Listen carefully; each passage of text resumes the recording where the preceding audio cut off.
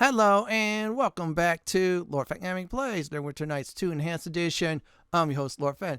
In this Neverwinter Nights 2 build video that works with this version and the original version, we're building the Rogue Shadowdancer Assassin Invisible Blade build. One really evil build.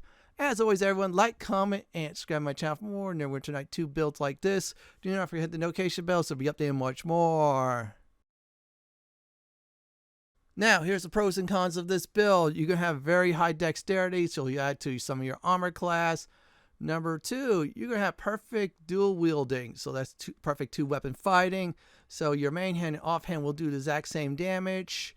Now, because you're invisible blade, you're using daggers with this build, you have the ability to use bleed. Now, your assassin, your death strike will stack, of course, with your sneak attack.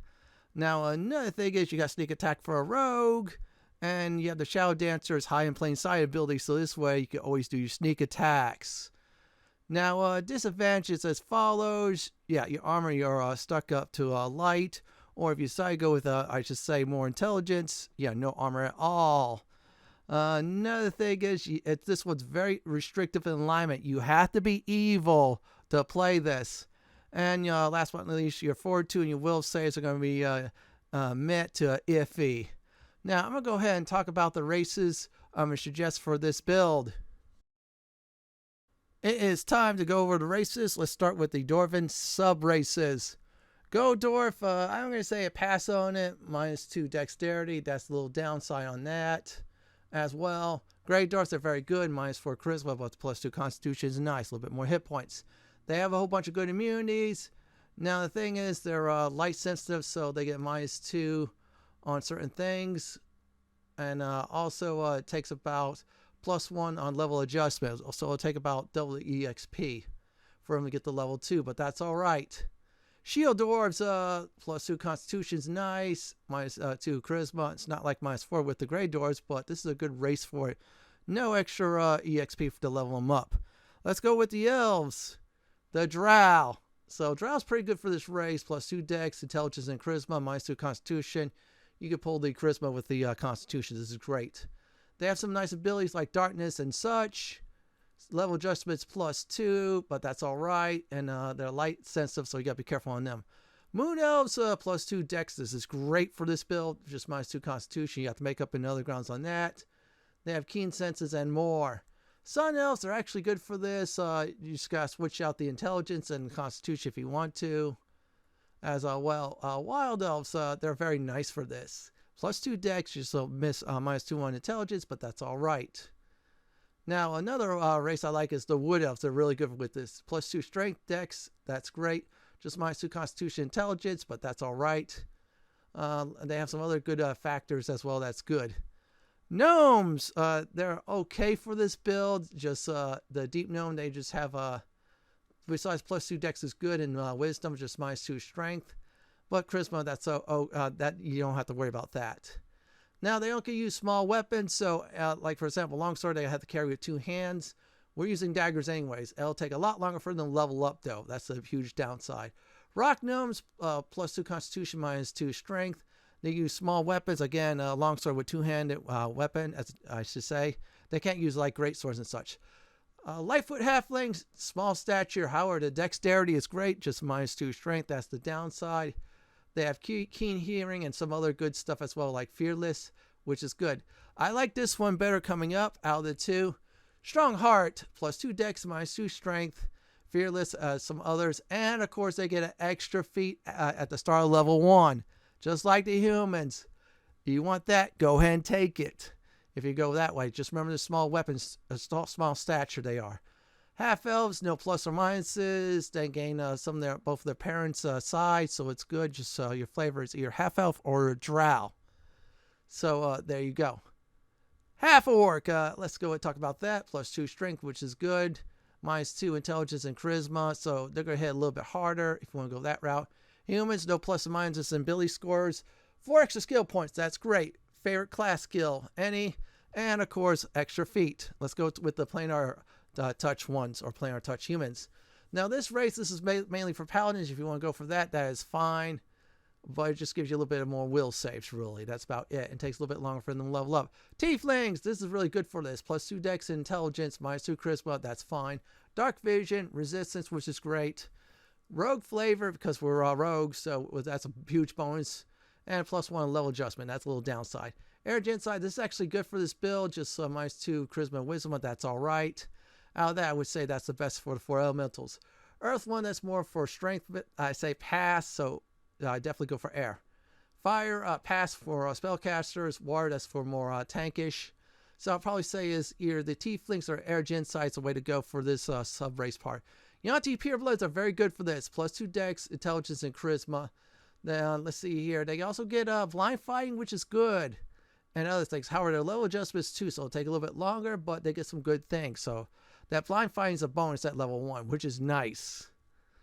Now, Grey Orcs, they hit a little bit hard. They have a bit more wisdom. However, -2 charisma and intelligence, they're okay. But, again, you want them to hit a little harder. That's fine. Up to you on that as well. I'm going to probably say is most of the elven races, probably the halflings, if you want to go that route. Half-elves, humans, tieflings, air gensize, and Yuan-Ti Purebloods the way to go. So I'm going to go ahead, go off screen and make my characters look. So here we go. Now we're with the classes. This is going to be a doozy. We're going to start off as a rogue until like we get 8 levels done. We're going to knock them out just like that. So we'll get extra points along the way. Then we'll do 1 level of Shadowdancer for high in plain sight. You know, it did get a little bit nerfed, but still it's good to have. Assassin, we're going 10 levels straight. Well, this is where we have to be evil, folks, but we have the other prerequisites. Then the Invisible Blade, and then that's when in our epic levels, then we'll go into the rogue to finish it all off. Now, alignment, you have to be evil for this build because of the assassin requirements. Pick any evil that you feel evil about. Deity, this is just like RPG flavor and such. Just look for any deity. I prefer Mashar. Now, since I'm a Yuan-Ti Pureblood, there is a serpent god or goddesses. I'm going to pick that. Pick any evil deity you want. Just go for it. Now, if you're in the Shard, that's fine, but I prefer this one for this character. Yeah, that's a perfect one. But again, RPG flavor for that part. Let's go over ability scores. I'm going to go ahead and put strength at 14. Now, if I look like I'm doing a bit over, it's due to the fact I'm still used to this version of Neverwinter Nights 2. So keep it at 14. Dexterity at 18. Now, we're going to go ahead and level that up every level to 4. So we'll do that. Constitution we'll keep at 14 as well for a little bit more hit points, which is nice. I accidentally did it at 18. Intelligence 14, do some feats, and I want some skills too. Wisdom 14 for some will saves as well. Strength, Constitution, Intelligence, Wisdom 14, Charisma 10, and Dexterity 18. That's going to be our main ability scores, Dex. Lock it in. Background, if you want to do Bully, that's fine. Just -1 Bluff and Diplomacy. Natural Leader, if you want to go that route, but we're evil, so screw that. Troublemaker's a good one. Just -2 will saves. Wild Child's very nice. -2 lore and appraisal, but everything else on the flip side. And no background if you want to go that route. I'm going to pick Wild Child. Now for skills, I'm going to go ahead and go over this, but here's the 3 important ones. Hide, move silently, and of course tumble. We're going to max those out. Because 2 of the, I should say, prestige classes will require hide and move silently. Shadowblade will require tumble as well. Bluff we'll try to max out as well. That'll be a little bit of our talking skill, but it's also required for the Invisible Blade. I'm going to go ahead and put points in disable devices. Let's see. Use magic device if you want to. If not, set traps, so pick one or the other. However, you want to search spot, that's a must, and open locks. So you're still a rogue, remember that. Just the difference is when you class change, yeah, you're about to do some very bad things to people, even good people. So remember that. As always, move silently, hide, and tumble must be your top 3. As for your cross-class skill, spellcraft is the way to go. We're going to put probably only up to 10 points and stop there. That's all we could do. So I'm going to go ahead and do set traps for now. maybe have someone in my party craft them. But up to you on that. Again, just the skills I'm suggested. Again, hide, move silently, and tumble is a must. Your cross-class skills, spellcraft is the way to go. And bluff is important for this build until you get to 10 points or so. Up to you on that, going beyond. Now, as for feats, we're only going to pick one. This is obvious. Dodge. You're saying, why dodge, Fenton? That's a prerequisite for the Shadow Blade, because we want to rush to that first. Or somewhat semi-rush to it. It'll give us mobility, which we need. Now, blind fight, since I'm Yuan-ti Pureblood, so foes are invisible, won't get advantage against me. And there's alertness as well. Now, you're going to start off slow until you get to a, I should say, Shadow Blade, and then once you're assassin, your sneak attack damage will be really up there due to the fact that Death Strike or Death Attack stacks with sneak attack. Then you get Invisible Blade, and you become epic level, which will be very powerful. And it's time to level up from 2 to 30. First of all, we're going to go ahead and get 2 to 8 for the Rogue class. So let's pick the Rogue. There you go. So what we're going to go ahead and do is pick our skills, like I selected. Now, remember the cross class, you're not going to always put a point in it, which usually costs 2, but that's fine. But hide, move silently, and tumble is a must. You're going to get some armor class. 3 armor classes exactly from tumble, because every 10 points you get 1 free armor class. So we'll level up again, pick the Rogue, get used to it. So I'm just seeing things that's not highlighted yet. We'll get to the feat requirements, though, for each of the prestige classes. Yeah, it's a lot to work with, but it is worth it. You just got to master the ability to stealth in and out, of course. Just watch out for those true-seeing, MFers. So pick the skills I'm doing, especially hide, move silently, and tumble. And now we can put our cross-class skill in, which is spellcraft. Now we get +1's trap sense, so we look for traps more often. We also get our sneak attack, which is 2d6 when we call our foe flat-footer. So mobility, so we get +4 dodge bonus against our foes.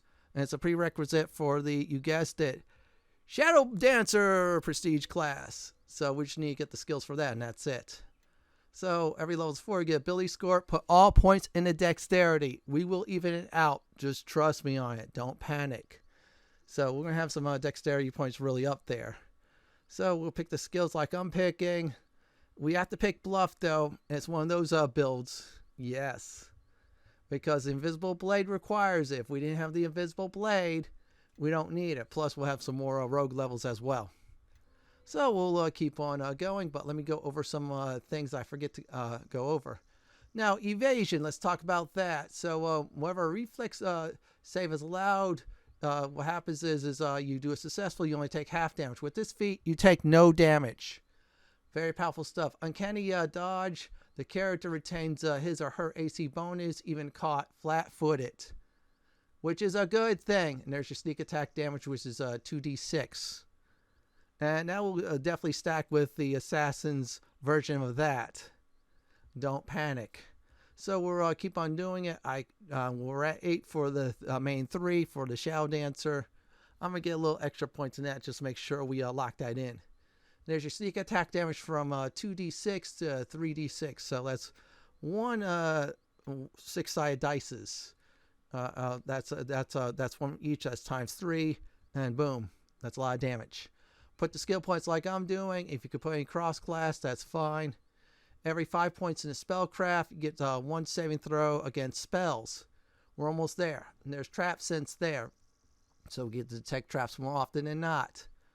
Now, I'm going to go ahead and pick this one, Combat Expertise. That's a requirement for Fent. Now, if Fent didn't have that, I would not get Combat Expertise. It's a gateway. That's +3 AC, however, -3 on your attack rolls. That's just emergency. But again, it's a prerequisite for the Fent skill. So, or I say feat. So let's keep on going for our skills. Now we get 1 free armor class for tumble. And of course, let's see here.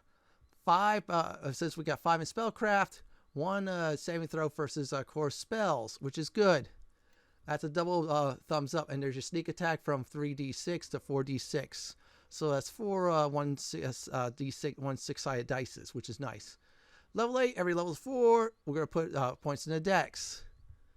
And yeah, like I said, sneak attacks gain more damage. Put the skills like I am. I'm going to make sure they're over 11, the main 3.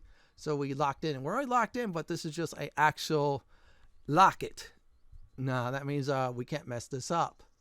And there you go. So we got improve uncanny dodge. Let's talk about that, shall we?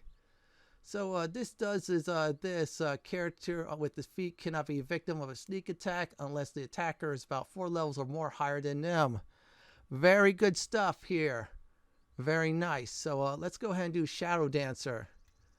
Now for Shadowdancer, this is the only one level for that because high in plain sight is 1. So we got dodge, mobility, and the 3 main skills, which is I should say hide, move silently, and tumble at 10. Well, there are different points, but still, I just pick the highest and match them together. So pick the skills like I am. So you're gonna get less points, but don't panic, don't worry. Some of it will catch up. Others will be a little bit lagging behind, except for move silently, hide, and tumble, at least. So yeah, don't worry about that. And we'll put a point in spellcraft, and that should do it. Just do the points like I am. High in plain sight. So what happens is, as long as you're not attacking, you can go into stealth. Some enemies will lose sight of you, some will not. Just watch out for those with true seeing. This is a great way to set up sneak attack. So if you go in stealth and you attack someone, that counts as a sneak attack. Same thing as the assassin's version of that as well too. Weapon focus daggers. Let's talk about that. So this gives you +1 on your attack rolls. More higher your attack rolls, more chance to hit means more chance to kill. And that's about it for this prestige class. Let's go to the assassin class. We're now about to go on the path of the assassin. There's the achievement for prestige. There you go. Now you must be evil. This is very important. Anytime you're not evil, you're not be able to level up in the assassin prestige class. Remember that. See, we got the other ones, hide and move silently at 8. That coincide with the Shadowdancer, but we're going to pick assassin. So let's go ahead and do that. Yeah, I'm going to go ahead and keep bluff at 10, but I'm going to still put the 3 and figure out anything else I want to, put skill points in. Now, I'm going to go ahead and once I'm done with the skills, that includes hide, move silently, and tumble. As I'm going to go over the feats. Now, well, actually, there's a certain feat I'm going to go ahead and go over. Because this feat will, believe it or not, stack with, you guess it, your rogue sneak attack. That's why I like this build, because you get to do a lot of evil stuff to incite people. There's your death attack and there's use poison. So we'll go over those at one at a time. So use poisons like this. So with use poison, you master the art of poisoning your blade. So when you mess up, normally with poisoning a blade, you sometimes poison yourself. You're not going to be able to do that no more. So you're a master of basically using certain poisons to have fun. Now, death attack is like this. Adds to your sneak attack damage. It goes up a few levels or so. Now, here's the thing. If they're completely flat-footed and such, there's a chance you can one-shot them. Now, problem with death attack and sneak attack is a foe's immune to sneak attacks. This will not work. But this is very powerful stuff, so you have a chance to one-shot your foes. Also, at times, you could paralyze your foes, too. This is really good stuff. So let's go ahead and do this. Yeah, we'll put some, points there. Make sure, again, hide, move silently, and tumble. And if you could, put your points in spellcraft. If not, that's all right. I'll eventually will do it and hit it to 10. I'm doing the rest of open locks, disable devices, search and spot as well too. Now, if you didn't do set traps, then use magical device if you want to, or craft traps. Wherever you feel good about that. So we got something new here. And let me go over that. Ghostly Visage. This is like the spell exactly. If I remember, I think it makes you also immune to level 0 and 1 spells. Very good wizard spell, which you get to use as an assassin. Cast that, and then, of course, have some good times at the expense of others. And yeah, make sure you put hide in your hotbar. Just remember, it takes a cooldown of 6 seconds in order to stealth in and out again. Now, the original Neverwinter Nights 1 and also the Enhanced Edition, you could go in and out just like that. They nerfed it, but not bad enough, though. Let's go with Assassin. Every level of 4, you get ability point, put in the Dexterity. So we got 21 Dexterity. We'll even Steven it by the time this video is over with. So let's go ahead and put the points I want to put in, besides the main 3.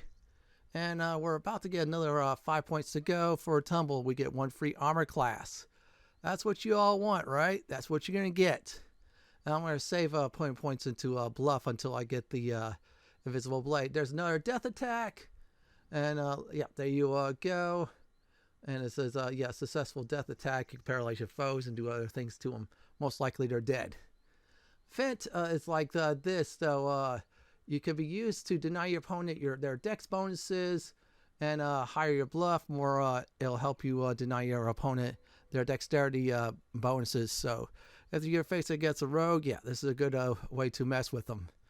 Yeah, see, I'm going to start putting points in the bluff now because of the Fent skill. If you want to use it, it's actually not bad at all. It's great against, I'd probably say, more of the living than the undead. Since their morales are, out of existence, they're already dead. And there you go for the skills. We get poison save. So we get saving throws versus poison as an assassin. So, yeah, this is good stuff here. So we're less likely to be poisoned now versus a regular rogue. So let's keep on going. And we'll put the assassin there. So let's go ahead and put the skills I'm going to set up. And we're going to make sure we do the 3. Yeah, by the time this build's over with, high, move silently, and tumble will be at 33.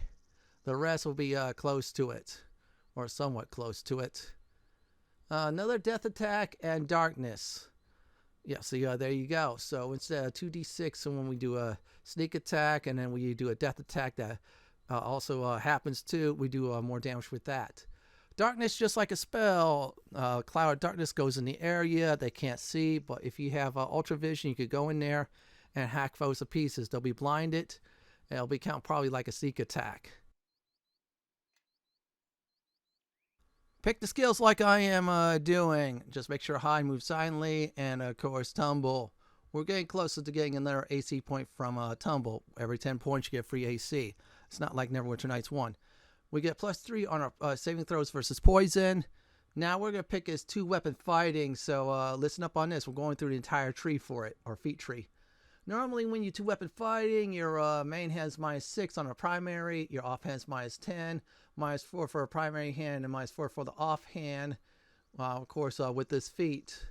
Now if you have an offhanded weapon that's light, it reduces the penalty to, you guessed it, -2, which is nice. So in other words, you'll be more likely to connect blows than, of course, not doing so without the feat. Now, since we're using daggers, that's light weapons, we get the -2. Now what we'll do is pick our ability point. Every level of 4, we're doing dexterity. So we'll put our skills there. Again, the main 3, that's what we're going to call it from this point on. And we're 1 point away from another free armor class. And let's see here. I think that's it. We can't do anything else there. That's all right. So let's go ahead and set this up. And we get another death attack, which is 4d6 on the dice rolls and invisibility. Just like the spell, you'll be able to become invisible. So any action you do, you lose that. But it is a great way to set things up. Downside is true sig and see invisible. That's about it. But upside is you'll be able to cast invisible for free without using a potion. Once per, of course, rest. So let's go ahead and put our skills there, including the main 3. Now we got 20 in tumble, so that's 1 free armor class. So with this build, yeah, you're going to get a lot of AC, mainly 3. And poison saving throws is +4 now. So we'll level up once again. Just remember, we're still doing bad things to good people, especially in the original campaign. You can do it, though. You just got to be careful on how to do it. So let's go ahead and do this. Just do like I'm doing. Fill in the holes. And now we got spellcraft at 10. So we get +1 first, of course, spells with saving throws. Death attack is there.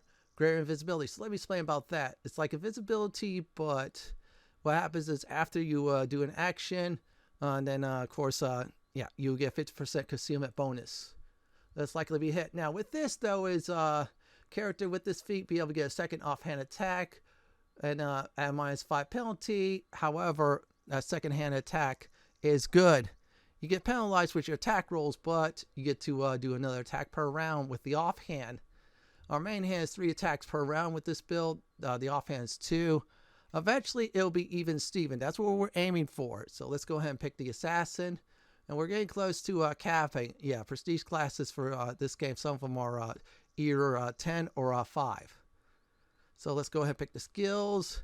And voila. And there you go. We have 22 in our main 3. And poison saves +5. So now we're going to go ahead and do Invisible Blade in the normal classes. So let's go ahead and pick that. So it'll be our final prestige class. We're going to go through this time all 5 levels. We can't do Assassin because we hit the cap in the game, which is 10. You could have done that in Neverwinter Nights 1 if you wish. We're at level 20. We're put a point in dexterity. We have 23. Don't panic because we're going to even it out with a feat. So we're going to pick the skills like I'm picking, especially the main 3. This is important. Invisible Blades, they have less skills than Assassin and Rogue, and also Shadowdancer. So be wise on what you definitely pick. And I'm going to go ahead and set this up. I got Bluff there, so I'm putting points into that because of Fent and more. And there you go. Now we're going to go ahead and go over some things. So let's go over that. Bleeding Wounds is when we connect our blows against our foes. What happens is they bleed 2 damage per round. That goes up some levels and such like that. So bleed damage will increase. This will be very nice. So this is a great way to do extra damage.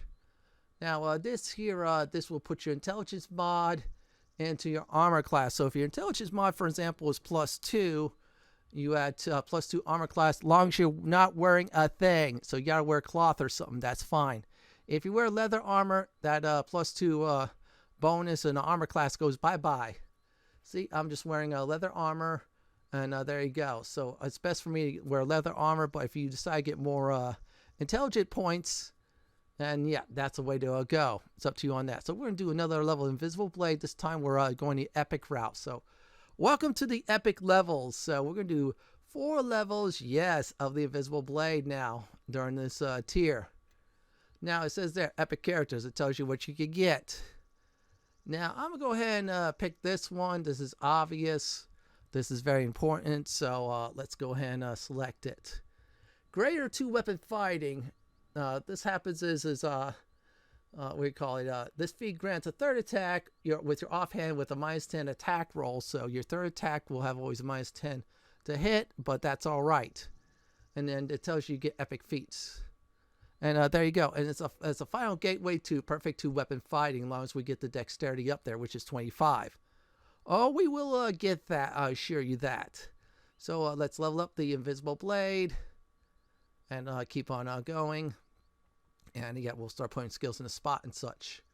And we got Bleeding Wounds too. If I remember right, it goes from 2 to 3 for bleeding damage, which is good. So let's keep on going. As long as we use a dagger or the other weapon. So we're using daggers, so we're fine with that.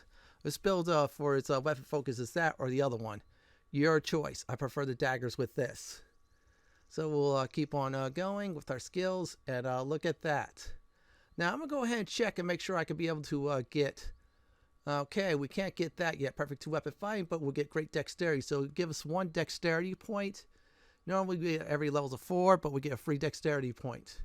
So there you go. So we're basically closing in if we do this to 25 dexterity. But we're going to get to 26 though. That's how we roll. There you go. 25 dexterity at level 24. We get to do that again at level 28. So we got that. So if we get our next feat, and you know which one I'm going to be picking though, that's why you're here for. Perfect 2-weapon fighting. Put the skills like I am. And there's Fit Mastery and Bleed. So our bleed damage increases. And let's talk about this one. I believe this is, where is it at? Sorry about that. You have to look everywhere. So this gives ability to mislead your opponents. Cannot roll a 5 or less. If they do, they're screwed. So in other words, it'll be easier to drop their dexterity bonus. So if you use Fent, and then of course with this feat, it makes it much more easier. And that's about it for the Invisible Blade. So let's go back to the Rogue class. From this point on, we're the Rogue class. So we still want to be evil though. It's a great idea to do so with this build. So let's go ahead and pick our skills. So good news is we're going to go ahead and do some catch up with some of them. But the main 3 will always be maxed out. Remember that. So I'm going to go ahead and do this. And this as well, 1 point each. And if I feel like it, I'll pick which one. But hide moves silently and tumble must be maxed out. I'll put it at 33 for tumble. So if I get some items, like 7 more points, yeah, I get another free armor class. I know it's very sneaky, but that's fine. We get sneak attack damage, so it's 5d6 plus our death attack as well too. Adds up, and more in the trap sense. Now, since we have 25 dexterity, we have perfect 2-weapon fighting and the other feats as well. So your main hand and your offhand are exactly the same. So your offhand is now like your main hand. You do more damage because you connect more blows. See?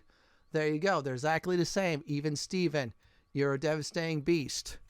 So our DPS will definitely skyrocket because of that. So let's level up again. Let's go ahead and do that. I decided to max out bluff or attempt to at least. So this way, we have our talking skills. We use the fence skill if we wish. If we need to, mess with some rogues or any other classes. Also, it's great against certain classes that's using medium armor or fighters. Improved criticals. So improved criticals like this. Normally, when you roll a critical hit, like for example, with longsword, it's 19 to 20. With this feat, it drops down to 17 to 20. It stacks with keen. That drops down to 15 to 20. If you decided to use mods at a 5th or 6th class or so, and pick weapon master, and then that stacks with their that as well too. See, there's your dagger. Normally that is 19 to 20 with 2 times critical damage. With that now, you have to roll a 17 to 20. We keen it up, that's 15 to 20. It won't show it there, but always keen your weapons. Drops your threat range, especially with this build. Since we're using daggers. They're small, and it helps out greatly to, dual a weapon in each hand. That's what this build's all about, doing some serious damage. In this case, making people's life miserable. In combat, also outside too. There's your sneak attack increase, 66. So let's go ahead and, where is it at?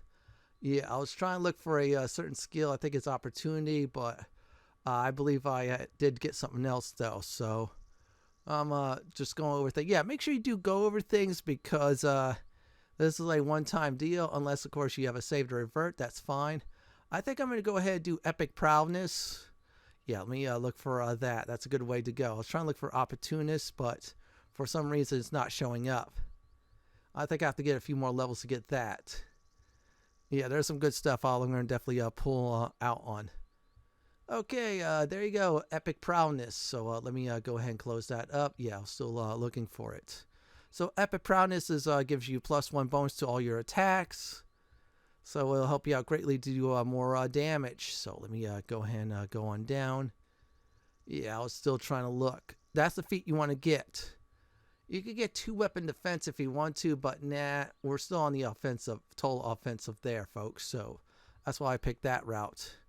It doesn't have the rogue-only feats yet.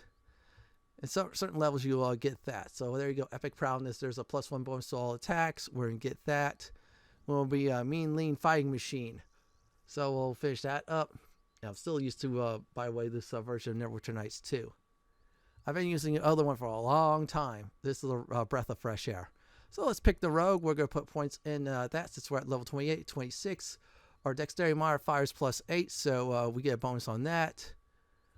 And of course, let's go ahead and pick the skills, and especially the 3. We're almost getting close to maxing them out.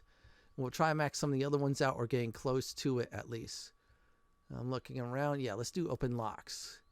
And there you go, +4 on trap senses. So let's go ahead and let's pick this again for our rogue. There you go. And let's see here. Let's go ahead and do this. Pick the ones I'm going to go ahead and pick. And we already got our free armor class for tumble. So we got +3 armor class. Now, if you get to 40, you get another that as well too, which is a good thing. So there's another sneak attack, 76. Add that with your assassin on death attack. You're fine. I'm looking down. It should be somewhere here. Yep, there it is. I believe we get 2 feats. We're not going to do improved invasion because we got that. So I'm going to go do its opportunist. I'm going to go ahead and grab that sucker. So let's go ahead and get that. And I'll go over that. Opportunist is this. Rogue gains a +4 bonus to attack rolls when making attack opportunities. Like, for example, you're attacking on the side, attacking from behind. Boom, +4 bonus. And exposed weakness, I love this one. So as a full attack action, the character makes a single normal attack against opponent regardless of number of attacks per round. If the attack hits, the target weakness is exposed. Every 5 rounds, damage equals to the dex modifier. In this case, ours is +8. Damage ignores all damage reduction immunities during this time. Target's AC is also reduced down to 3. You heard that? More likely they'll die easier. You want to hotbar that sucker. Spam that sucker, especially against liches and such. They'll cry. You won't get critical hits, but you do a little extra damage against those type of foes or spellcasters. Yeah, you pierce through their damage reduction. And we're at the last level, so our main 3 should be at 33. And there you go. And that's about it for leveling 1 to 30. Now we're on the gear portion of this build video, so listen up. First of all, you want dexterity. That is number 1 to up there. Then strength and constitution. If you want to, wisdom as well. For your saving throws, I'll probably say if you have so much reflex, that's fine there. Go for fortitude or will saves like I did. Now, as for skills, definitely go for tumble. That helps to high and move silently. Is great as well too. Keen your weapons. As for weapon damage types, definitely go for acid. The original modules will do is 1d6. Just remember, original campaigns, 3 slots you get to do, 4 slots, and Master the Betrayer or anything else beyond. Immunities, definitely get that. That's very helpful. Now, anything else you want as well too is haste up your boots and such like that. And oh yeah, +5 your weapons. That's the max in this game. Go for that. That's about it for gear, advice, and more. Next up is a combat demonstration of this build. For this combat demonstration, we're doing 2 parts. Foes we could do critical hits against and sneak attacks. Foes immune to both. Now remember, let your fighters and paladins and such go in first. Then you go in be very sneakily and attack. So let's go ahead and against an army of orcs. So we're going to go invisible. Now we're going to go ahead and attack. Yeah, most likely it won't hit. Sometimes they can see, but that's all right. So we're going to go ahead and attack the foes. Now with perfect 2-weapon fighting, our main hand and offhand will do exactly the same damage. Unless, of course, you have 2 different weapons. One's a +5 and +4. And yeah, there you go. We'll do there's your sneak attack and death attacks there. Because we have the advantage. We could do critical hits. Now, because our critical hits is at 15 to 20, yeah, we'll do it more often than not than say someone with 17 to 20 on the rolls. And we're clearing all those out. I'm just demonstrating at this point. Yeah, abuse the high in plain sight against these normal foes. Just watch out for true seeing foes, or definitely ones with see invisible, because you can't do that. But if they don't have that, you can load them like I did. I'm going to do exposed weakness. And there you go. So what about this next set of battles? What if your foe is immune to sneak attacks and critical hits? Well, no problem at all, because this build, we could still kick some butt. We're just using the high in plain sight to load our enemies. Most of them are confused. Others are just still buzzing towards me, but that's all right. That lich is near death thanks to exposed weakness because we pierced through its damage reduction. That's 1 down. Aim for the casters. Always aim for that. Aim for the clerics. And then after that, you want to do is go for anything else. Oh man, we almost got the lich. Just badly wounded. A few more hits and that's it. We're Swiss cheesing our foes like crazy. We're line-siding our enemies. So we make things much more easier. So let's go ahead and do this. We'll take out the final lich. And a few more hits and that should do it. There's the go for exposed weakness. And now we'll just finish them off. And yeah, these skeletons are falling very quickly. Because, yeah, they're a little bit weaker. But however, we just got to be careful of the mummies though. Just spam exposed weakness. Now, you don't want to use Fent against these type of foes since, yeah, they're, I should say, mindless for the most part. If it's humanoids that are alive and well, definitely do it. Now, also use your invisibility to cast spells, like, for example, Ghostly Visage. It'll help you out greatly. So, yeah, during this type of battle, yeah, take advantage of your environment and just wreck everything in sight. And when you get, of course, a perfect 2-weapon fighting, your main hand, offhand will do exactly the same damage once again. Unless, of course, you have different types of weapons. Or I say different types of I should say is enchantments. And there you go. They're wandering around that skeleton. There's the last one. And that's about it for the combat demonstration. Here's my final advice. You're going to start a little bit slow, but things are going to be looking up, up, up as you level up. So once you get the Shadow Blade, you have high in plain sight. Abuse that, especially in a party system. That way. So this way you do a sneak attack, pull out, and hide in plain sight so your other party members could attack that target or go to the next. Once you get the assassin, your sneak attacks will be very deadly, and you will own. Once your invisible blade, you'll add bleed damage to your knives, which is nice, and Fent becomes much more fun to abuse. Once you're epic rogues, then things will definitely boost really ahead. So time your, of course, your high in plain sight, even if you go and get foes immune to sneak attacks and I should say critical hits, but use that as a line of sight breaker.